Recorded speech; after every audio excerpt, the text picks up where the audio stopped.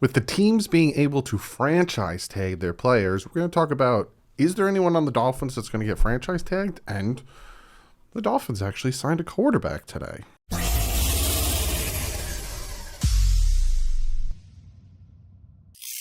What is up, Fin fans? Yes, today starts the day that teams could start franchise tagging their players, and obviously we have potentially two players that could be franchise tagged, and also the Dolphins bring in a quarterback. I'm going to talk about him and kind of who he is and where I expect him to be. And then comment of the day, I'm going to address something that happened on Twitter, and it's just ridiculous. Absolutely ridiculous. Before we jump into that, I do have to shout out two sponsors. First, and being Backroom Collections. I'm popping up their artwork right now. Fantastic, high-quality canvas artwork. You can get everything from NFL, NHL, NBA, MLB, any team you want, any player you want. Let them know. Go to backroomcollections.net. Use the promo code DDW. You get yourself 10% off. And let's go to the past Doug and talk about the other sponsor, Manscaped. If you don't know about manscaped.com, they are fantastic products that include Lawnmower 4.0 and other great products for the man hygiene. Women can use it as well. But they sent me the Perfect Package 4.0, which comes with, again, the Lawnmower 4.0. It's their newer version of it, hence 4.0. Waterproof, has a light on it. Great for your skin, doesn't nick you. Use it on my face all the time. I shape myself up, which I need to do recently, but you could use it anywhere on your body that hair is. They sent that to me. They also sent me the Crop Preserver, and they sent me the Crop Reviver in this Perfect Package 4.0. If you use the promo code DDW20, you're going to get yourself 20% off. You're going to get yourself some free shipping.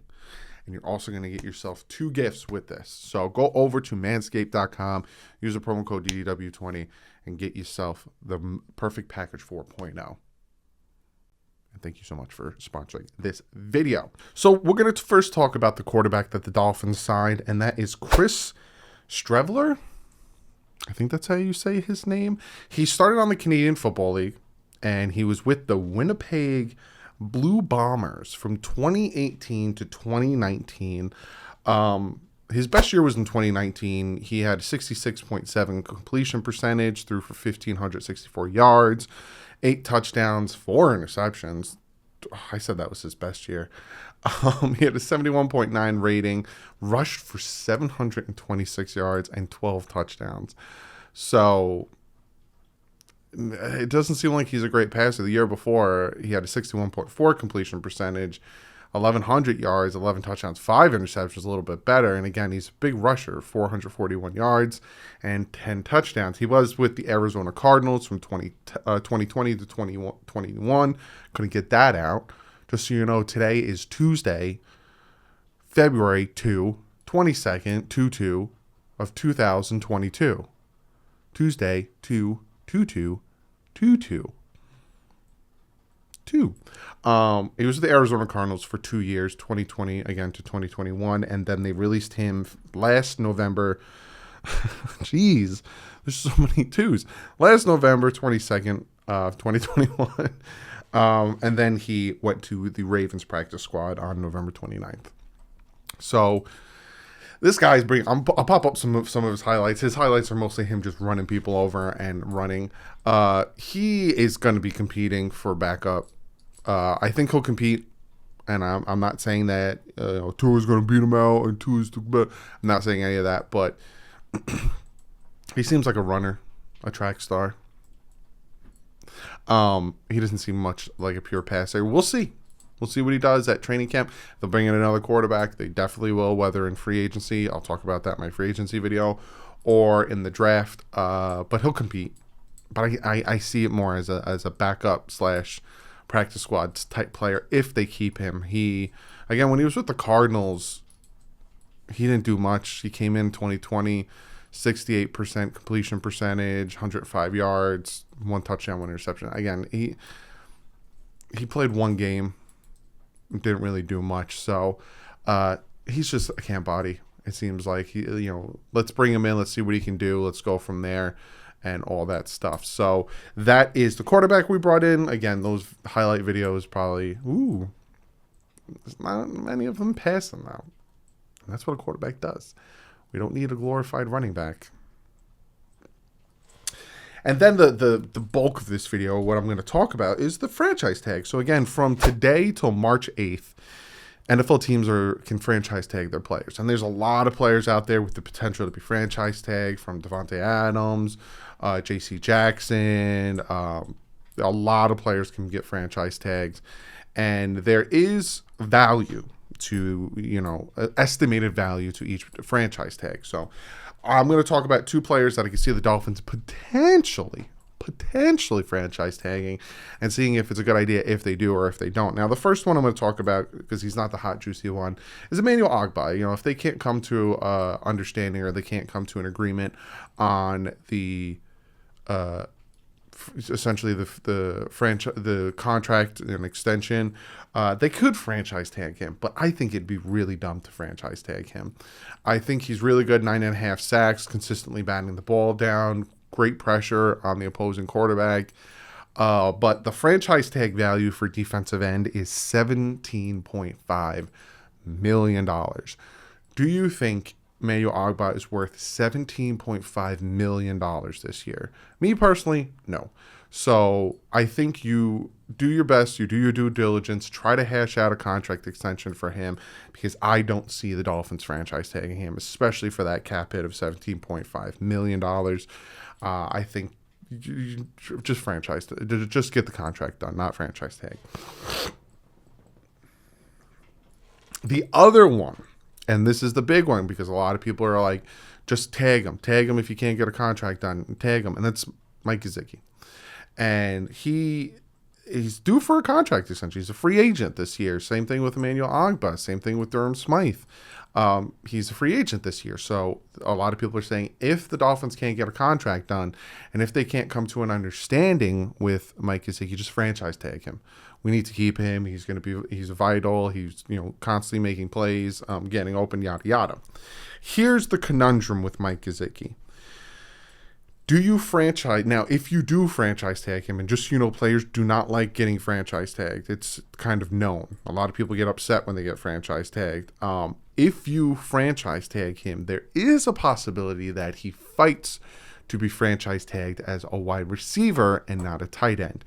Why is that? Because tight end value for being franchise tagged is $11 million. The wide receiver value for being franchise tagged is $18.5 million. So if the Dolphins can't come to an agreement and get him a contract extension, I will bet my bottom dollar that if they franchise tag him, he will fight to be franchise tagged as a wide receiver. You might ask yourself again, why would he fight for that? And I looked up his snap numbers and what position. In line, essentially next to the tackle, he took 99 out of 828 snaps last year. That is only 11% of his snaps were in line. When it came to being in the slot, he took 453 out of 828 snaps. That is around 55% of his snaps were in the slot position. So he was just a very big slot receiver. And also out wide, so by the sidelines, he took 252 snaps out of 828 snaps. Essentially, 30% of his snaps were out wide, where the tall, vertical receivers go, with the X position, I think it is, X and Y. Correct me if I'm wrong. So again, if the Dolphins end up franchise taking Mike Gesicki, and they're like, well, we're taking you as a tight end, he'd be like, no. Because again, 11 million versus 18.5 million, he'd be like, I took 11% of the snaps as a tight end. I took, put together 85% of my snaps were either in the slot or out wide in the wide receiver position. If you're going to tag me, you're going to tag me as a wide receiver, and you're going to pay me 18.5 million this year. So I don't see the Dolphins doing that, and I don't see the Dolphins franchise tagging anybody. If you want my God's honest opinion, I don't think Emmanuel Ogbah and I don't think Mike Gesicki are getting franchise tagged. If the Dolphins want Mike Gesicki, if Mike McDaniel sees a position for him, they will give him a contract extension, and they need to do it before that tampering period, because I think once he hits the market, I think the amount of money he'll get, I don't think the Dolphins will be willing to pay. It's not because they can't. I just don't think they will. Because I think one team, whether it be, I'm hearing rumors of the Chargers, I'm hearing rumors of what was the other team? I know the Chargers were a big rumored team for him to go to. I think the Steelers might have been the other one. They'll pay him a lot. They'll pay him a lot because they see how dynamic he is in the pass game, whereas the Dolphins are going more towards that run game, again, the zone run, and they want those tight ends who can do both. Not saying Gesicki can't learn to block, not saying Gesicki can't be used well in this offense. I'm going from a perspective and preparing you guys mentally because, again, I want Gesicki on the team next year, that the Dolphins aren't willing to pay him as much as he might be able to get in the open market. So if I'm the Dolphins and I want to keep Gesicki, which I do, you need to get that contract extension done before the tampering period. Because if not, I don't think you're matching any of those contracts. Because again, you tag him, it's a $7.5 million difference between a tight end and a wide receiver, and he should be tagged as a wide receiver looking at where he took those snaps. So get the contract done. Plain and simple is what I'm telling you. But be sure to comment below. Let me know what you guys think about the signing of the quarterback. Are you like me? Do you think it's just a camp body? It's just going to compete? And good luck to you. Let me know. And do you think Mike Gesicki is going to get tagged? Do you think Emmanuel Ogbah is going to get tagged? Or do you think these guys are going to get re-signed? Comment below, and I'm going to get to one of your guys' comments of the day, or more, the Twitter community comment of the day. Because yesterday, there was a video out there of Tua Tagovailoa working out. I'll pop the video up. Essentially, he's doing some footwork, and he's throwing a medicine ball at a wall, kind of working on his arm strength. But mostly, and this is what people don't understand, right? A lot of people are like, oh, he has no arm strength. Or, oh, look how weak his arms are. He needs to hit the gym, and he needs to lift weights. And throwing velocity and arm strength has a lot to do with your footwork, a lot to do with your hip motion, and a lot to do with how you throw the ball, right? Tim Tebow had an absolute horrible throwing motion coming out of college. That's why he threw a lot of ducks. He had this motion where he would like drop his arm and then throw it. A lot of it comes from your hips and your foot. So if you're running back, like you're backpedaling, and then you have pressure in your face, so you start backpedaling more, and then you throw off your back foot, you're not going to be able to launch that ball. A normal quarterback. There are the rare occasions, like a Josh Allen and all those guys who just have an enormous rocket arm, and they can throw it, falling into the ground 50 yards, just whip it in the air. But a normal quarterback, if you're on that back foot falling and you throw it, you're going to be throwing dumb passes, a.k.a. Tua week 1 against the Patriots when he was getting hit falling backwards and tried to throw the ball out of bounds, but it stayed in, ended up getting batted around like a ping pong ball, intercepted. So when it comes to arm strength, a lot of it has to do with your hips. It has to do with your throwing motion. It has to do with your footwork. It has to do with throwing in, taking step, and being able to throw the ball. A lot of things Tua needs to work on. Again, the footwork. But a lot of things it's hard for him to do, especially because he can't step up into his passes when the offensive line is in his face. I've seen it a lot where he has defenders falling at his legs, or he gets his own guys pushed into him and he has to get the ball out. So there's a video of that, right? Of him working out, doing his footwork, all that stuff. Again, he didn't post it. It's not on his Instagram. It's not on his Twitter account. He didn't post it. Reform, which is the place he works out at, posted the video. So people saw that video and they were like, oh, great.